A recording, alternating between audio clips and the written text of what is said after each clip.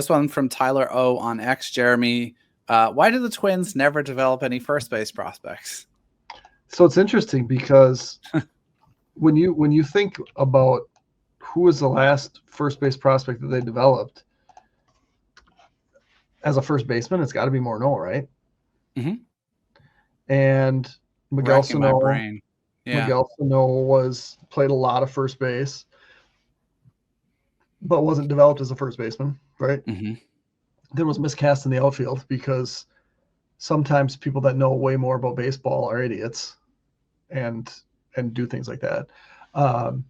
But I think the reason is that if you and aside from the one line in Moneyball where we talk about first base being difficult, first base is the lowest rung on the ladder, and it's by a significant margin.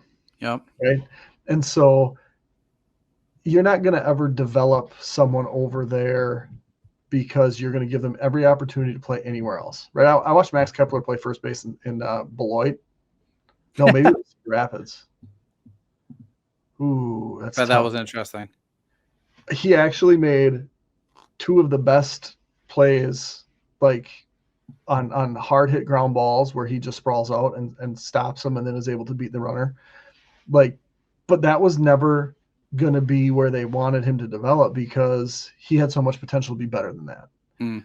And so I think you see that with, well, let's see if they can handle third base. And if they can't, we'll move them to first base.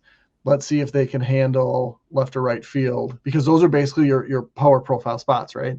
Yep. And if they can do any of that, that's better than being a first baseman. And that's just kind of been the organizational philosophy forever. Justin Morneau was drafted as a catcher, right? That didn't work. Probably didn't have the right sort of mobility to stick in the outfield, and became a first baseman and was rough around the edges while he developed at the major league level. Yep. And then became a phenomenal defensive first baseman. And that's kind of the thing, right?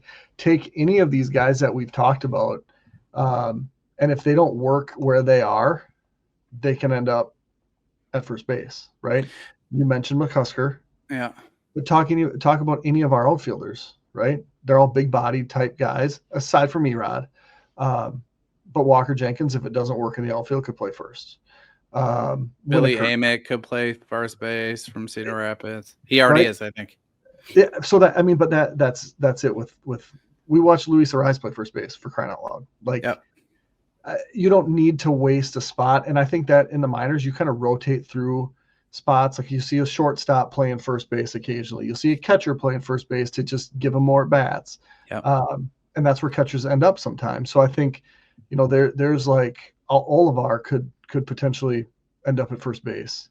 You mentioned McCusker earlier. Like that's a brilliant idea if needed to play first base. And I think the 4A type first baseman are always readily available. And if they can hit even a lick, they could play first base at the AAA level.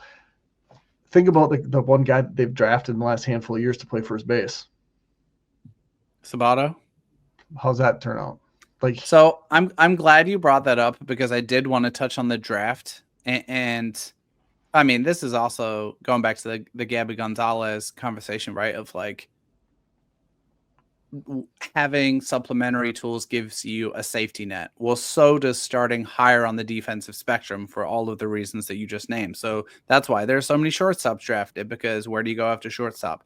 Third base, second base, center field, corner outfield, and ultimately first base. I also do think we're maybe getting some skew from the most recent draft class a little bit here, because unusually, and we've talked about this a lot, first base, usually college hitting profiles are super risky.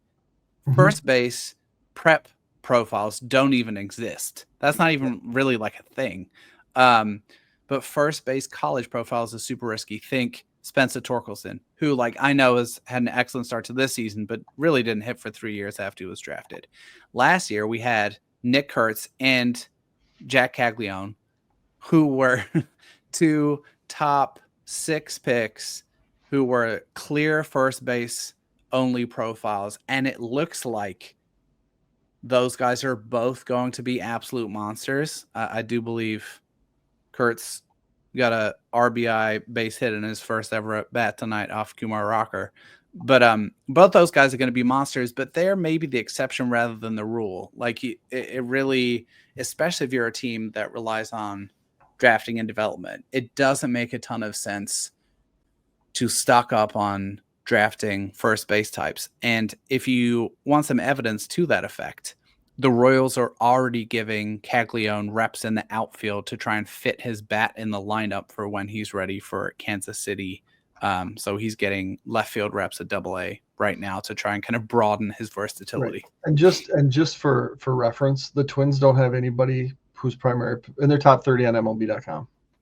Keishel's the only one that says first base, but he's only played there because of his arm. Yep. Caglione is listed as a first baseman, only one on the Royals list.